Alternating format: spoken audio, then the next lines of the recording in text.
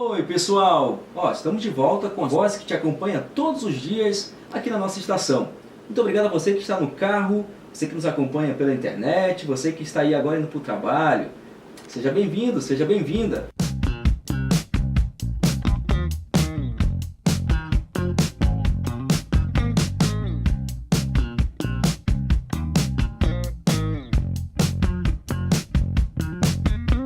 Cada um de nós tem uma característica física e essa característica física pode se adaptar ou não à nossa atividade profissional. Nem todas as pessoas têm um aparelho fonador, cordas vocais e laringe adequadas à atividade de fonação, de usar o aparelho fonador como instrumento de trabalho. É muito comum acontecer pessoas que entram na atividade de professor, de radialista, mas ele nunca avaliou a sua estrutura vocal, a estrutura laríngea, para saber se essa sua estrutura é adequada para a atividade que ele está propondo fazer com ela. Então é muito importante que se faça uma avaliação da laringe, da sua qualidade, da estrutura da laringe, antes de começar a atividade, para não ter o dissabor depois. Minha laringe não aguenta, minha corda vocal, eu fiquei rouco trabalhando. Não é que você forçou a sua laringe, que não estava normal. Isso é muito comum. Na verdade, eu acho que a estrutura eles têm, não tem a adequação dessa estrutura para trabalhar, né, com a voz demasiadamente horas por dia. É isso, precisa ter uma instrução, precisa ter uma orientação mesmo, conscientização de como que funciona o aparelho fonador deles, que vem a parte da laringe, que também pega pulmões, que necessita de uma boa reserva de ar. Eles têm que ter uma orientação mesmo, com o profissional responsável pela voz. Eu acho extremamente importante trabalhar paralelamente com o profissional da voz, né? Até porque nós somos profissionais da comunicação e trabalhamos com a voz, né? Então não somos profissionais da voz, mas é extremamente importante ter um fonoaudiólogo, ter realmente um profissional que trabalhe isso com você. Então, se você vai ser um profissional da voz, se você vai usar a voz profissionalmente, você tem que ter uma estrutura. E é importante que você aprenda a usar essa estrutura de forma adequada. Aí que entra o profissional otorrino na hora de análise da estrutura vocal e o fonoaudiólogo na análise do como utilizar o seu aparelho fonador de forma adequada. Esses profissionais, eles geralmente, o que acontece, eles vêm com o fonoaudiólogo faz uma avaliação e o fonoaudiólogo encaminha para os otorrinos. Aí é feito, claro que o otorrino é o especialista, é o que vai fazer os exames necessários para saber como que estão as pregas vocais, o que nós chamamos de cordas vocais, e eles fazem esse exame para verificar como que está a estrutura, para aí sim, novamente reencaminhar para o fono para que seja feita o papel da orientação, da conscientização e da fonoterapia se necessário. É muito comum, por exemplo, acontecer que a corda vocal não fecha direito, ela tem uma fenda. O que acontece? Na falação, quando a pessoa fala normalmente, ele sempre tem que forçar um pouquinho para poder a voz sair normal. Mas se ele vai fazer uma atividade em que a sua atividade vai exercer um uso da voz intenso, se você força um pouquinho, é uma coisa, mas se você força muito, ela não vai aguentar. É muito comum acontecer alterações estruturais na corda vocal que levam ao distúrbio da fonação ao longo da atividade profissional.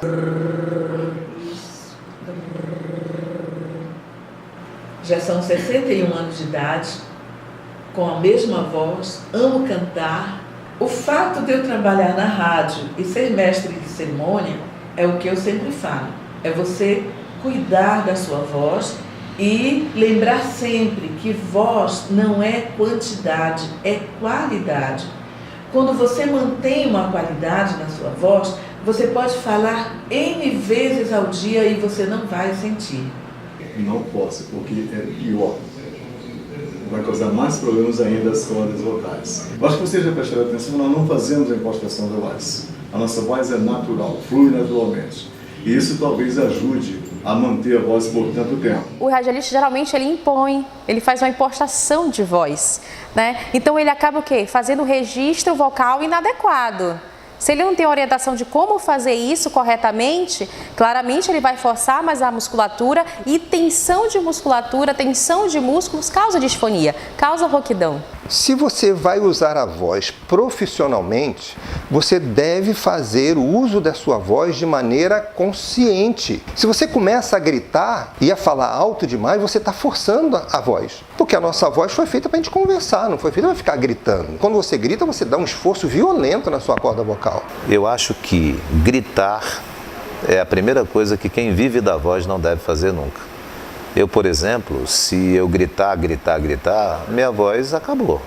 E acabou instantaneamente. Então não preciso gritar e nem devo gritar. Como não tem essa adequação, essa conscientização e orientação, acabam fazendo o quê? Coaptando essas pregas, que é o quê? Encostando uma nas outras, as duas pregas abruptamente. Então isso faz com que ocorra uma lesão, que é o nódulo vocal. Hoje em dia se fala muito da maçã e da água, o que é ótimo. O que temos que ter em mente é que a água, ela não vai passar pelas pregas vocais. Nada se passa pelas pregas vocais. Nada do que a gente consome, bebe, ingere, atinge diretamente as pregas vocais. As pregas vocais estão no caminho da nossa respiração.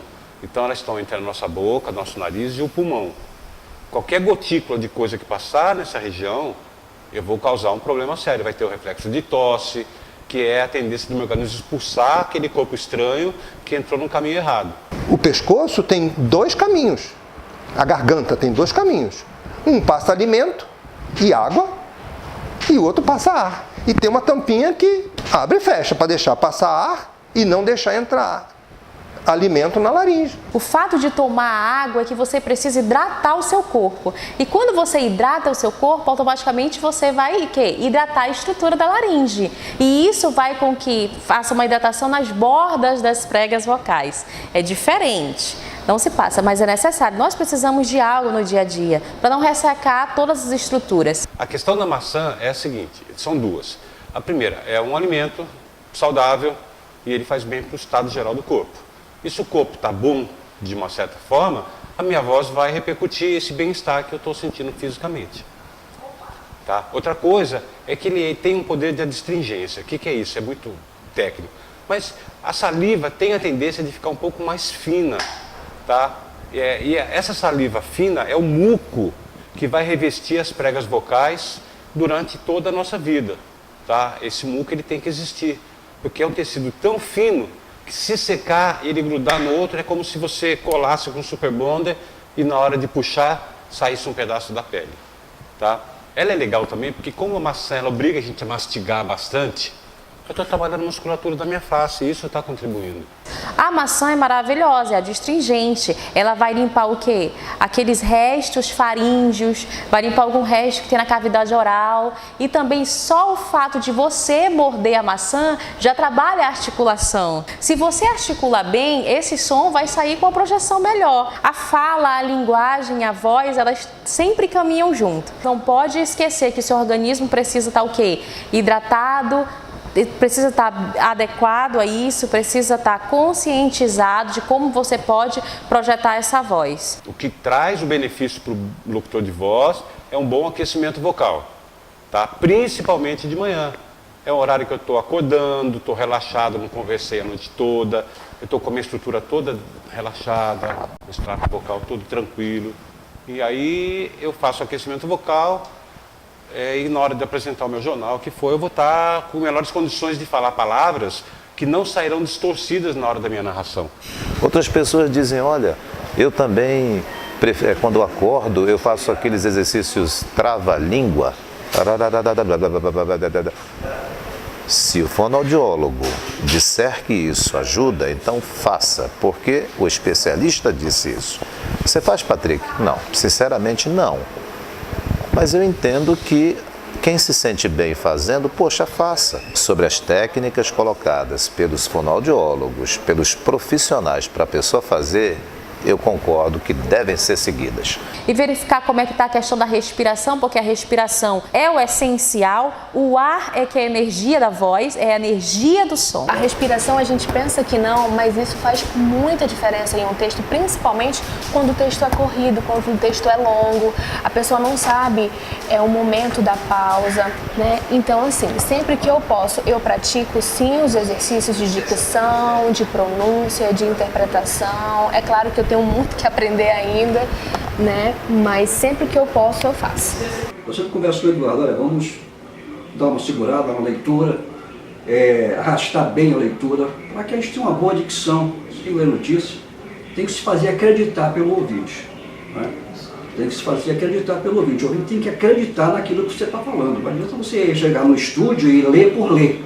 Eu, vez por outra, costumo fazer isso também, a questão de fazer gargarejo, ou com copaíba, ou com um pouquinho de iodo. Fazia com salsa, eu tenho um problema de hipertensão e evito coisas assim. Quando você fala demasiadamente horas por dia, você pode vir a provocar um acúmulo de saliva nas pregas vocais. É como se fosse um corpo estranho. Ou se você fuma, você traz o ressecamento dessas pregas vocais. Então, o ato de expulsar esse corpo estranho que nós falamos é o quê? Você fazer o famoso que é o pigarro. Só que quando você faz isso, qualquer um de nós, você acaba fazendo a cooptação abrupta, né? Você acaba fazendo encostando as pregas vocais muito abruptamente uma nas outras. E isso é um impacto, é uma agressão.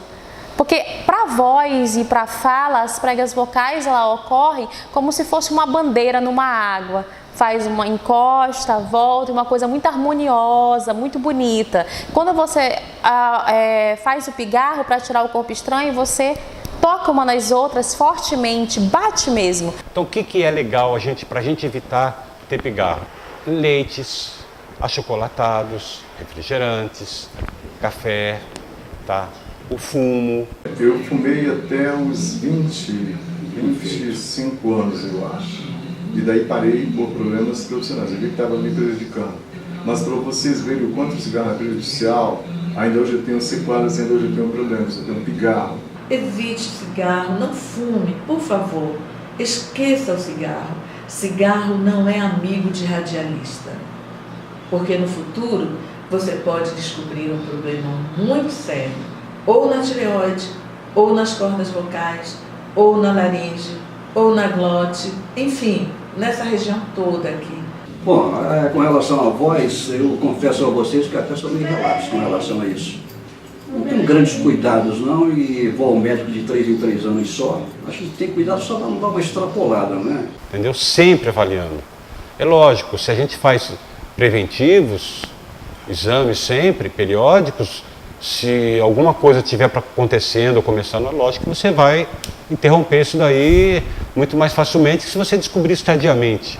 Passei 4 anos com o mesmo médico e ele dizendo que eu não tinha nada.